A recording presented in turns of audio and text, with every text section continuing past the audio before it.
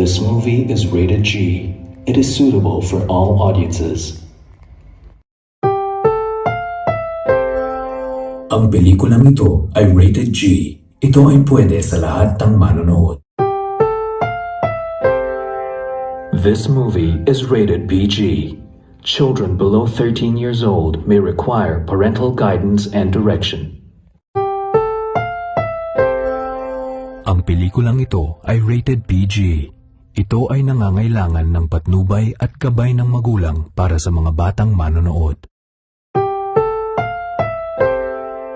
This movie is rated R13.